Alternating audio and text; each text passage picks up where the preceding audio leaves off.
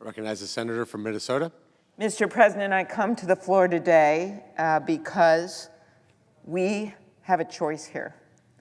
And the Democratic leaders in both the Senate and the House just went to the White House. They had a long meeting. I'm glad that meeting happened. I hope something will come out of it. But the president has repeatedly said, well, we don't need Democratic votes. Well, we can do this on our own.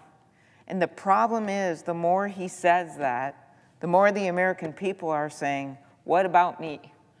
What about me, says the farmer whose soybean market has dried up that I met with last week.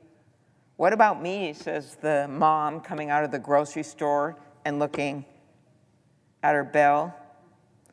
Or the student thinking, I can't afford this electricity bill. Or everyone that's starting to look at these healthcare numbers, looking at the insurance premiums, looking at the fact that this administration has not stood up for them on healthcare.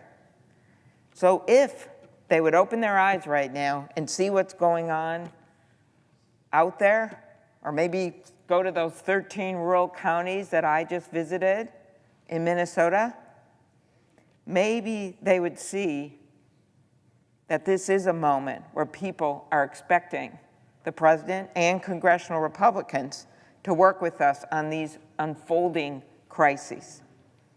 The tariffs may be decided in the courts, or the Congress can decide enough is enough. But this healthcare crisis, that's on this body to do something right now. The president has sadly made his position clear. He would rather shut down the government than work with congressional Democrats to address this skyrocketing healthcare cost crisis. So our colleagues, many of whom I work with every day, they can decide. Are they going to rubber stamp what he does? Are they going to try to work with us?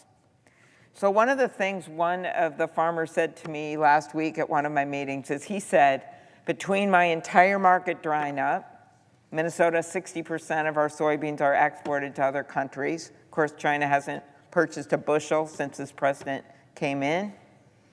And the cost of fertilizer going up because of the tariffs on potash out of Canada, and even then, although they were reduced, it's still a major driver.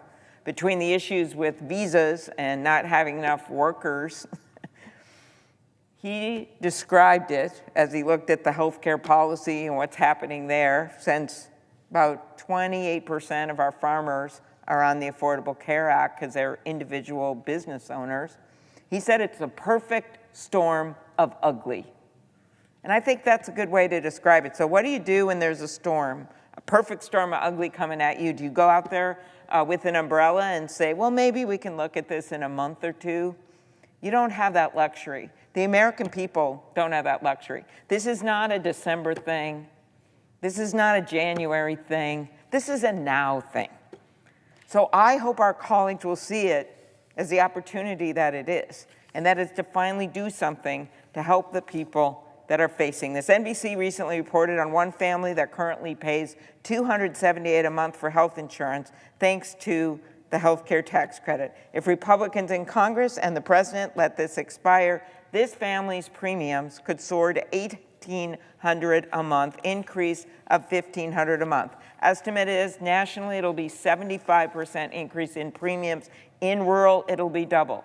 I was actually surprised in our rural hospitals. Of course, they're concerned about the Medicaid cuts, that $500 billion in Medicare cuts that is coming at them because of the fact that the debt was increased so much in that bill with the tax cuts for the wealthy that it triggered an automatic $500 billion in Medicare costs. All of that worries them. But maybe I just hadn't thought it through. The Affordable Care Act premium increases without any tax credits really concerns them. Why? Because so many of their people that are going into their hospitals in rural areas are either on Medicaid or they're on their, what we call in Minnesota, MNsure, their policy through the Affordable Care Act. Those people won't be able to afford double, no way, because they're already in that perfect storm of ugly. So then they're not going to have insurance, and they're going to show up in their emergency rooms in these mid-sized towns with no insurance. So they said this could make a major, major difference for them. Our legislation, it would have kept the lights on.